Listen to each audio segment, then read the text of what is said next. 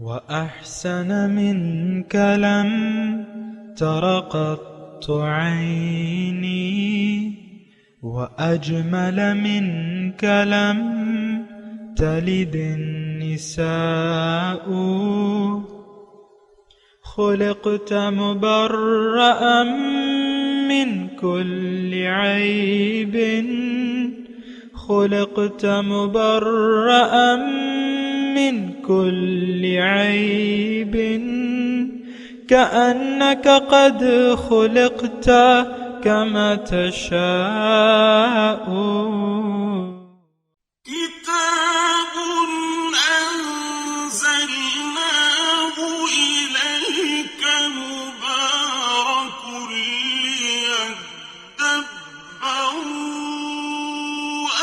آياته وليتذكر أولو الألباب۔ یہ کتاب برکت والی ہے جسے ہم نے آپ کی طرف نازل فرمایا ہے تاکہ دانش مند لوگ اس کی آیتوں میں غور و فکر کریں اور نصیحت حاصل کریں۔ اللهم صل على سيدنا محمد وعلى آل سيدنا محمد بعدد كل ذرة مئة ألف ألف مرة۔ سامعین و ناظرین کرام، السلام علیکم ورحمۃ اللہ وبرکاتہ۔ سامعین کرام، سورہ فتح آیت نمبر 28 حصہ سوم۔ آج کا موضوع روئے زمین پر کیا ہم اللہ تعالیٰ کا حکم نافذ کرنے کی عملی جد و جہد کر رہے ہیں۔ اس کے ساتھ سامعین کرام آج کے سبق کا آغاز کرتے ہیں۔ سب سے پہلے گزشتہ سبق کا اعادہ ہوگا۔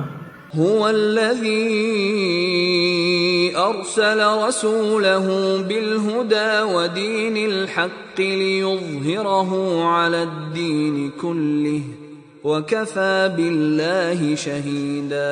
وہی ہے جس نے اپنے رسول صلی اللہ علیہ وآلہ وسلم کو ہدایت اور دین حق عطا فرما کر بھیجا تاکہ اسے تمام ادیان پر غالب کر دے، اور رسول صلی اللہ علیہ وآلہ وسلم کی صداقت و حقانیت پر اللہ ہی گواہ کافی ہے۔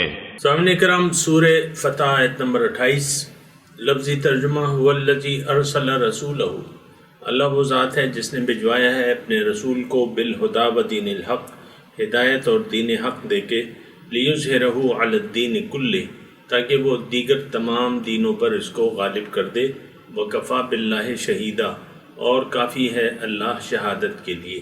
سامعین اکرام، تذکرہ ہو رہا ہے کہ رسول کیا مقاصد لے کے آتے ہیں، کیا چیز لے کے آتے ہیں، اس کی ڈیوٹی کیا ہے۔ تو اس آیت میں اس کا تذکرہ ہو رہا ہے۔ نہایت اہم آیت ہے۔ اصل میں اس میں ایک زبردست پہلو بھی ہے سامعین اکرام، وہ یہ کہ ہماری اب کیا ڈیوٹی ہے۔ رسول تو آ گئے، انہوں نے اپنے حصے کا کام کر دیا، دین حق ہم پر پہنچا دیا، اور ہماری ڈیوٹی لگا دی کہ اب یہ ہے کہ تم لوگوں کی ذمہ داری ہے، یعنی امت کی اب ذمہ داری ہے کہ وہ رسول کا وہ کام جو ہے وہ سر انجام دیتے رہیں۔ اور اللہ تعالیٰ نے اس کی طرف اشارہ بھی کیا ہے، وَقَاتِلُوهُمْ حَتَّى لَا تَكُونَ فِتْنَةٌ وَيَكُونَ الدِّينُ كُلُّهُ لِلَّهِ، اور ان سے لڑو، باطل سے لڑو، حَتَّى لَا تَكُونَ فِتْنَةٌ، یہاں تک کہ فتنہ باقی نہ رہے اور دین سارے کا سارا اللہ ہو جائے، اللہ کا ہو جائے، یعنی زمین میں اللہ کی حکومت، اللہ کا حکم نافذ ہو جائے۔ یہ ایک ایسا پہلو ہے سامعین اکرام جس سے ہم نے من حیث القوم پہلو تحقیق کر رکھی ہے، اگرچہ یہ ہماری ذمہ داری بھی ہے، امت مسلمہ کی ذمہ داری ہے، اور قرآن میں اس کی طرف یعنی کافی واضح اشارات موجود ہیں۔ مثال کے طور پہ کنتم خیر امت اخرجت للناس، تم ایک بہترین امت ہو، یعنی امت مسلمہ سے اللہ تعالیٰ مخاطب ہے، اے مسلمانوں، اے مومنوں، تم ایک بہترین خیر امت، بہترین امت ہو، اخرجت للناس، تم اور لوگوں کے لیے بنائے گئے ہو، یعنی باقی دنیا کے لیے، یعنی جہاں بھی باطل کا نظام ہوگا وہ نظام تم نے ختم کرنا ہے، فتنے کو تم نے مٹانا ہے، ختم کرنا ہے۔ اصل میں فتنہ جو ہے، فساد اور فتنہ، اللہ تعالیٰ واللہ لا یحب الفساد، میں آہستگی سے یہ مضمون ادا کر رہا ہوں اور بہت اہم مضمون ہے میں آپ کو عرض کر رہا ہوں اللہ تعالیٰ زمین میں فتنہ نہیں چاہتے، فساد نہیں چاہتے. واللہ لا يحب الفساد، اللہ تعالیٰ فساد نہیں چاہتے. دیکھیں اگر فتنہ فساد ہوگا تو پھر اللہ تعالیٰ کے یعنی حکم تو پھر غالب نہیں ہو سکتا نا. فتنہ مٹانے کے لیے پھر قتال کی ضرورت ہے، اور قتال کی اپنی شرائط اور قواعد و ضوابط ہیں، اس کی تفصیل میں نہیں جا رہا. لیکن میں یہ کہہ رہا ہوں کہ بحیثیت امت رسول صلی اللہ علیہ وسلم ہماری اب یہ ذمہ داری ہے. رسول تو اپنے حصے کا کام کر گئے، اور باقی جو ہے اللہ تعالیٰ نے اور اس کے رسول نے ہماری ڈیوٹی لگائی ہے. اور یہ وہ بات ہے سامنے کرام جس سے ہم کلی طور پر امت مسلمہ کے طور پہ ہم غافل ہیں. آج دیکھیں سامنے کرام، آج باطل غالب ہے. اس کی ایک وجہ تو یہ ہے کہ حق نہیں ہے. حق ہوتا، مومن ہوتا، یا اس کی ایک جماعت ہوتی تو وہ غالب ہوتی. لیکن بہرحال یہ کہہ کے ہم بری الذمہ نہیں ہو سکتے کہ بھئی مسلمانوں کی جماعت نہیں ہے تو ہم کیا کریں. نہیں، آپ اور میرا، ہم سب کا مشترکہ یہ ہے کہ ہم دیکھیں، سب سے پہلے میں ترتیب سے یہ بات کرتا ہوں کہ ہم اللہ تعالیٰ کی بات کو سنیں، اللہ کے رسول کی دعوت کو سمجھیں. دیکھیں اللہ تعالیٰ اور اس کے رسول ہمیں یہ بتاتے ہیں کہ اے لوگو، تمہارا مقصد آخرت ہے، باطن ہے. اللہ تعالیٰ فرماتا ہے کہ تمہاری انتہا وَأَنَّ إِلَىٰ رَبِّكَ الْمُنْتَهَىٰ، اے انسان تیری انتہا تو تیرا رب ہے. یعنی اللہ کو منزل بنا کے اللہ کے راستے پر چلنا ہمیں چاہیے. یہ بنیاد سے میں آپ کو کہ ہم اللہ کا پیغام سنیں، سمجھیں اور اس راستے پر چلیں جو ہمیں ہمارے منزل سے ہمکنار کرتا ہے. وہ راستہ ہم نے چھوڑ دیا ہے بحیثیت امت. لیکن ضرورت ہے اس بات کی سامنے کرام، مایوسی کی بات نہیں ہے. اللہ تعالیٰ غفور الرحیم ہے. جو بھی قل لعبادی الذین اسرفوا علی انفسہم لا تقنطوا من رحمت اللہ، اللہ تعالیٰ فرماتا ہے میرے بندو جنہوں نے اپنے اوپر ظلم کیا ہے، اللہ کی رحمت سے مایوس مت ہو.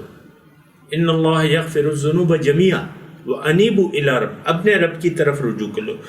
تو ضرورت اس بات کی ہے سامنے کرام کہ ہم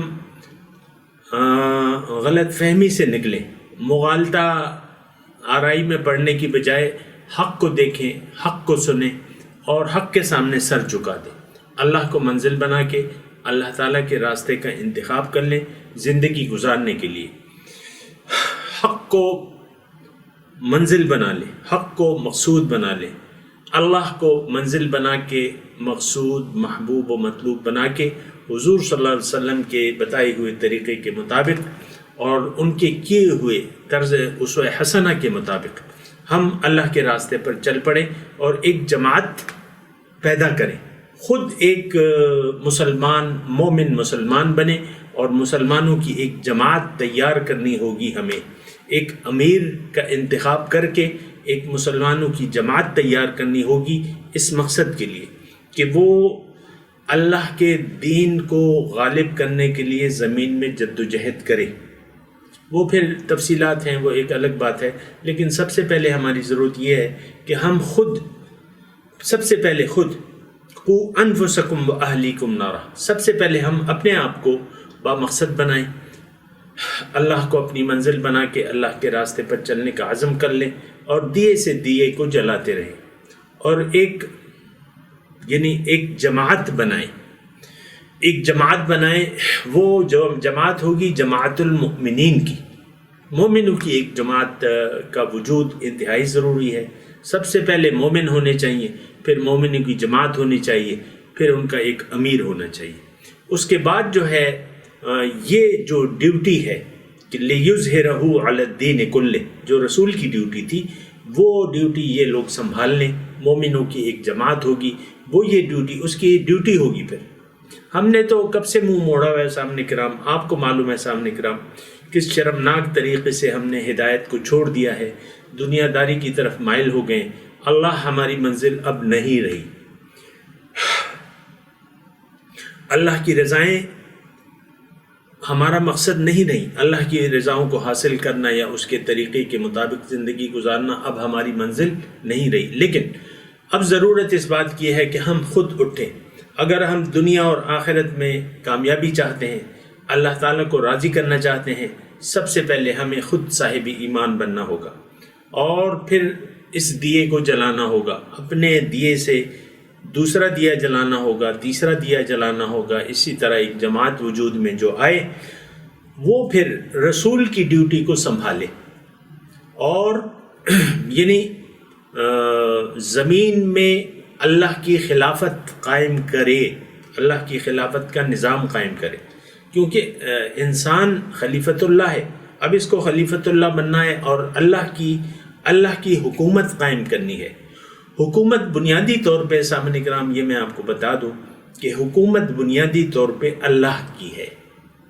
ان الحکم الا، حکم اللہ کا ہے، نظام اللہ کا ہے، اور اللہ کی مرضی کے مطابق یہاں ایک نظام قائم کرنا جو ہے، دیگر ادیان باطل کو ختم کر کے دین اسلام کو غالب کرنا، یہ مومنوں کی جماعت یا اس کے لیے کوشش کرنا مسلمانوں کی جماعت کا فرض ہے اور بالکل لازم ہے. سامعین کرام، یہ وہ ساری باتیں ہیں جو یعنی آپ کو میں بتا رہا ہوں، اور یعنی کیا کرنا چاہیے، کیا نہیں ہو رہا، کیا ہونا چاہیے.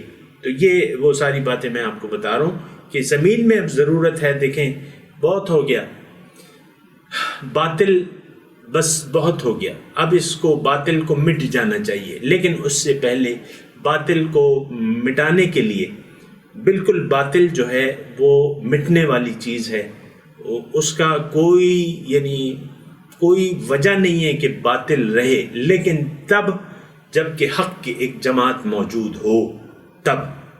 کیونکہ اللہ تعالیٰ نے قرآن میں یہ ہمیں فرما دیا ہے کہ جاء الحق وزہق الباطل ان الباطل کان زہوقا. حق آ گیا اور باطل چلا گیا، باطل مٹ گیا. بے شک باطل مٹنے والی چیز ہے. دیکھیں بنیادی طور پہ یہ میری باتیں جو ہیں یہ جذباتی نہیں ہیں، لیکن عین ایسا ہونا چاہیے. آپ خود روشنی کا ایک مینار بنیں، آپ خود روشنی بنیں، اور اللہ کے یعنی اللہ کے نور کو آپ قبول کر لیں.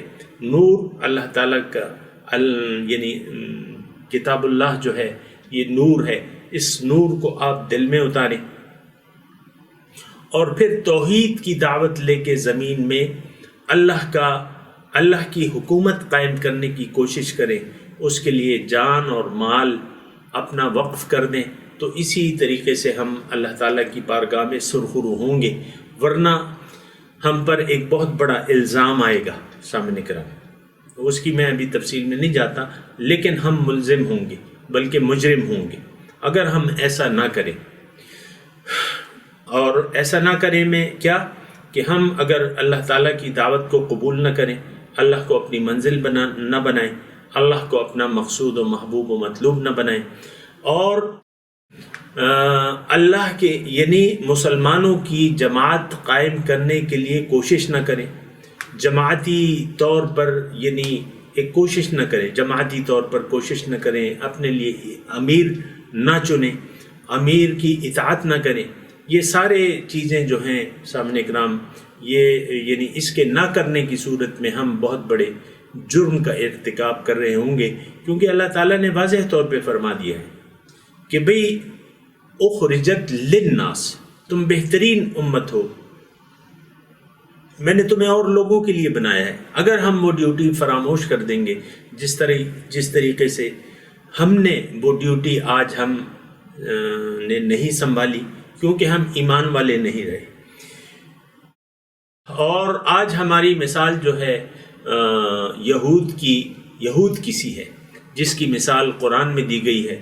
مثل الذین حملوا التوراۃ ثم لم يحملوها كمثل الحمار يحمل اسفارا بئس مثل القوم الذین كذبوا بآیات اللہ. یعنی مثال ان لوگوں کی جن کو حامل تورات بنایا گیا، حملوا التوراۃ ثم لم يحملوها، پھر انہوں نے اس کی ذمہ داری نہ ادا کی.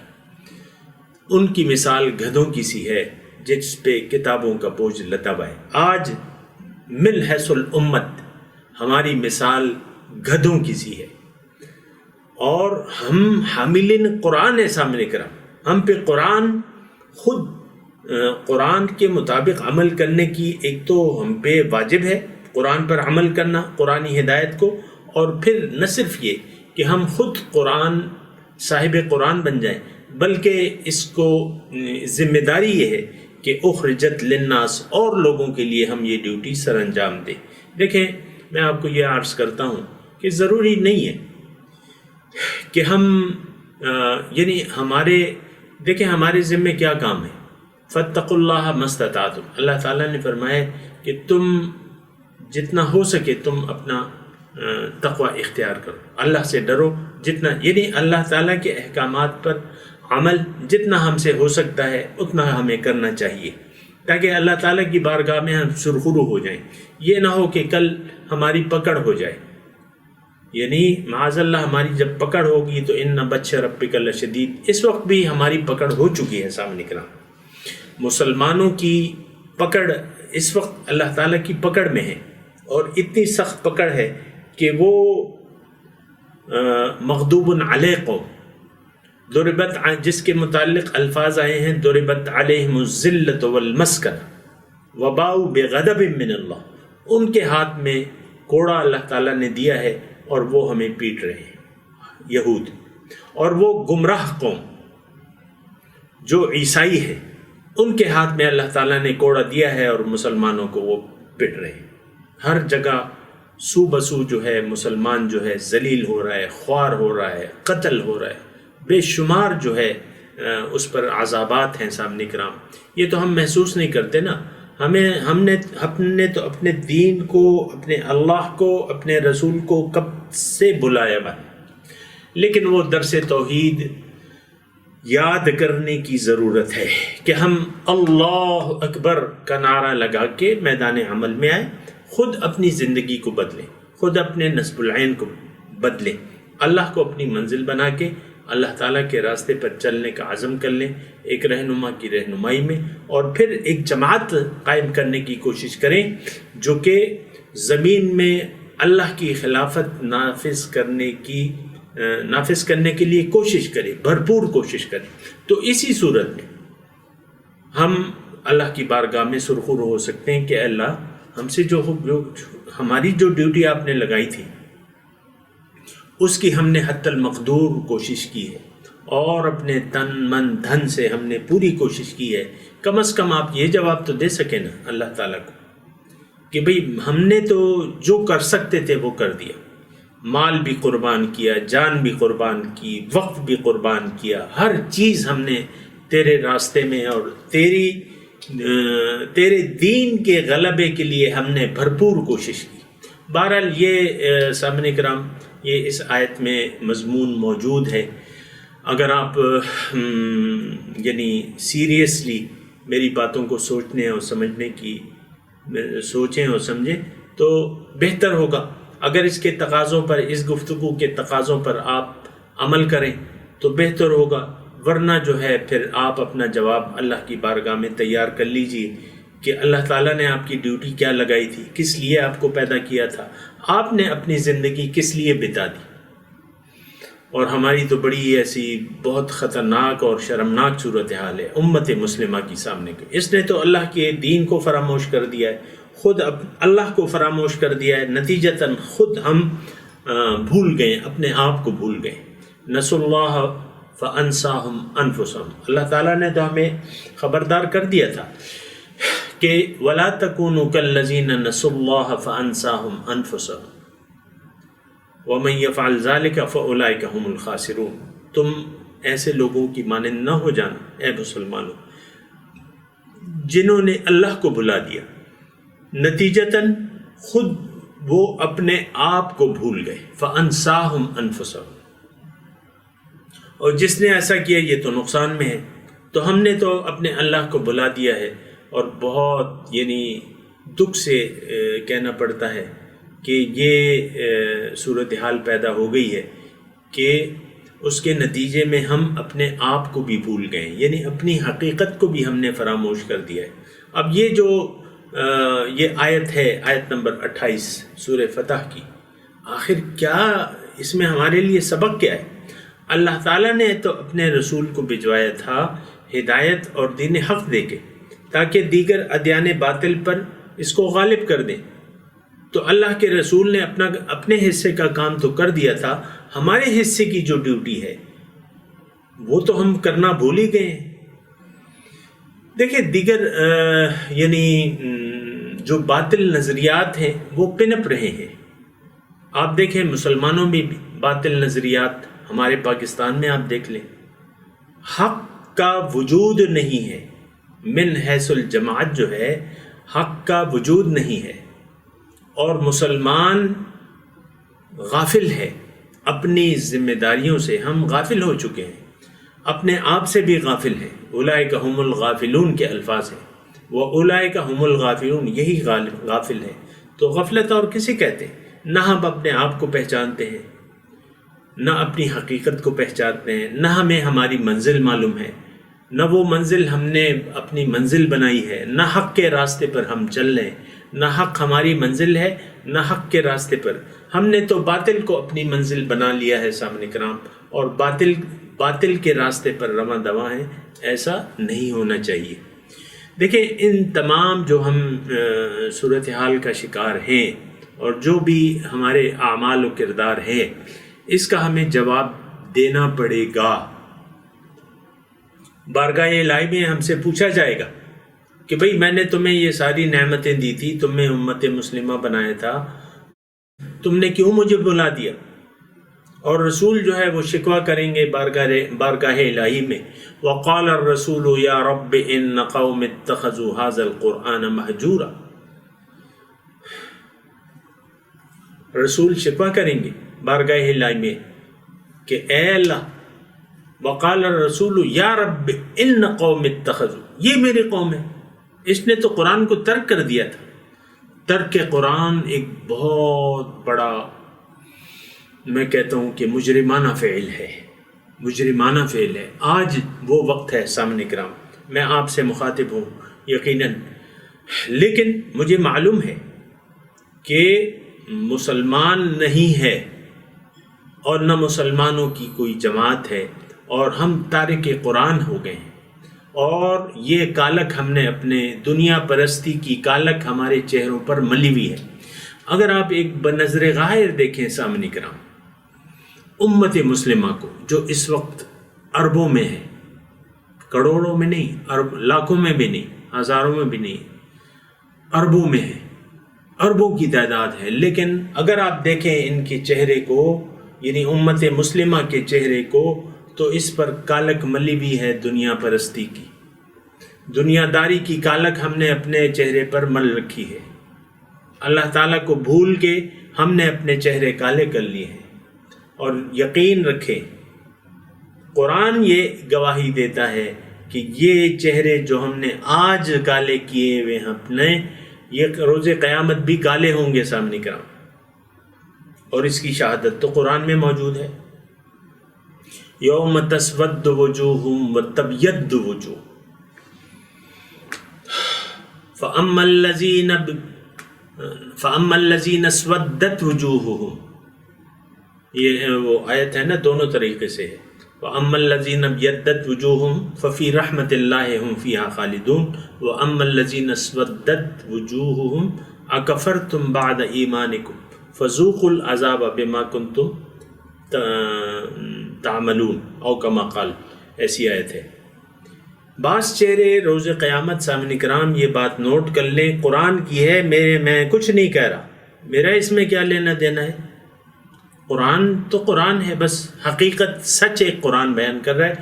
قیامت کے دن جو ہے بعض چہرے جو ہے اللہ تعالیٰ فرما رہا ہے، بعض چہرے سیاہ ہوں گے اور بعض چہرے چمک رہے ہوں گے۔ آپ مجھے بتائیں کیا کہ ہمارا چہرہ اس قابل ہے کہ روز قیامت اب چمکتا ہوا چہرہ ہمارا اٹھے؟ ہم نے تو یہاں پہ کالک مل لی ہے، دنیا داری کی کالک سے اپنے چہرے سیاہ کر لیے ہیں۔ دنیا دنیا دنیا دنیا، اور کوئی منزل ہے آپ کی اس کے علاوہ؟ بڑی شرمناک صورت ہم نے اپنی بنائی ہوئی ہے ساتھ کرام، بڑی شرمناک، کالے سیاہ ہیں ہمارے چہرے۔ میں آپ کو گواہی، آپ خود دیکھ لیں تارک قرآن ہیں کہ نہیں۔ یقیناً آپ مانیں گے کہ ہاں ہم نے قرآن کو ترک کر دیا ہے، تو کیا آپ کا چہرہ چمکے گا؟ چمک تو آتی ہے، قرآن کو آپ قبول کریں، پھر آپ صاحب قرآن بنے تو پھر آپ کا چہرہ چمکے گا. آپ تو تارک قرآن بنے ہوئے ہیں. آپ کے چہرے اس وقت بھی کوئی صاحب نظر دیکھے نا، یہ امت مسلمہ کے چہرے کالے سیاہ ہیں، دنیا داری اور دنیا داری. آپ یہاں پاکستان میں دیکھ لیں، اپنے لیڈروں کو دیکھ لیں، اپنے بعض علماء کو دیکھ لیں، علماء سو کو، جو فرقہ پرستی کی تاریک وادیوں میں ہمیں لے جا رہے ہیں، جن کا اور کوئی مقصد نہیں ہے مسلمانوں کو تقسیم کرنے کے علاوہ. اور پھر اپنے لیڈروں کو دیکھ لیں، اپنے میڈیا کو دیکھ لیں، اپنے سب بڑوں کو دیکھ لیں، چھوٹوں کو دیکھ لیں، سب کے چہرے کالے ہیں. اللہ ماشاء اللہ وہ تو موجود ہوتے ہیں اللہ کے نیک بندے، اور وہ نہیں، لیکن ان کی اصل اعتبار ہوتا ہے جماعت کا سامنے نکلا. چند مسلمان تو اللہ تعالیٰ نے فرمایا، اللہ کے رسول نے، کہ ید اللہ علی الجماع، اللہ کی مدد کا ہاتھ ہوتا ہے جماعت پر. اللہ تعالیٰ کی مدد ہم سے اٹھ گئی ہے، کب کی اٹھ گئی ہے، اور اللہ کے عذاب کے کوڑے ہیں جو ہم پہ برس رہے ہیں. آپ دیکھ لیں، ابھی میں ایک تصویر دیکھ رہا تھا، جو فدائی حملے کرتے ہیں، بے گناہ مسلمانوں کو مارتے ہیں فدائی حملہ کر کے. ان کے جھنڈا تھا، ان کے 4-5 لمبی داڑیاں، لمبے بال، اور ایک نے جھنڈا اٹھایا ہوا تھا، کلمہ طیبہ اس پہ لکھا ہوا تھا، اور پھر سر پہ کلمہ طیبہ کی پٹی باندھی ہوئی تھی. اور کام کیا تھا؟ مسلمانوں کو بے گناہ شہید کرنا. یہ اسلام کا طریقہ نہیں ہے سامنے کرام. یہ اسلام کا طریقہ نہیں ہے کہ آپ بزور بازو جو ہے وہ یعنی لوگوں کو مسلمان بنائیں بائی فورس. اسلام میں تو دیکھیں، اسلام تو ایک مرضی کا مذہب ہے. فمن شاء فلیؤمن ومن شاء فلیکفر، جس کا جی چاہے لے لیں. لیکن میں تو حکومت کی بات کر رہا ہوں، اور حکومت بھی آپ نے اس طریقے سے نہیں لینی جو کہ باطل طریقے ہیں. بات یہ نہیں ہے، بات تو یہ ہے کہ میں کالک کی بات کر رہا ہوں. آج ہم نے اپنے منہ پر کالک مل لی ہے. بہرحال یہ ساری باتیں سوچنی ہوں گی، اور ابھی میں تلاوت کرتا ہوں، میرے ساتھ دہرائیے. اعوذ باللہ من الشیطان الرجیم، بسم اللہ الرحمن الرحیم. هو الذی ارسل رسولہ بالہدی ودین الحق لِيُظْهِرَهُ عَلَى الدِّينِ كُلِّهِ وَكَفَى بِاللَّهِ شَهِيدًا.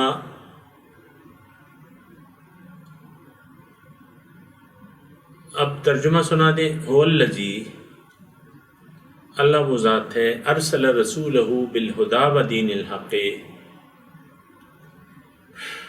جس نے اپنے رسول کو بھجوایا ہے ہدایت اور دین حق دے کے، لِيُظْهِرَهُ عَلَى الدِّينِ كُلِّهِ، تاکہ وہ غالب کر دے اس کو دیگر تمام ادیان باطل پر. وَكَفَى بِاللَّهِ شَهِيدًا، اور کافی ہے اللہ تعالیٰ شہادت کے لیے. اب ان آیت کی تلاوت اور ترجمہ سنتے ہیں. هو الذي أرسل رسوله بالهدى ودين الحق ليظهره على الدين كله وكفى بالله شهيدا. It is he who sent his messenger with the guidance and the religion of truth to make it prevail over all religions. God suffices as witness. سامعین کرام، اس کے ساتھ ہی آج کے درس کا وقت اختتام کو پہنچا. اگلے درس میں انشاءاللہ ملاقات ہوگی. وآخر دعوانا ان الحمدللہ رب العالمین، والسلام علیکم ورحمۃ اللہ وبرکاتہ.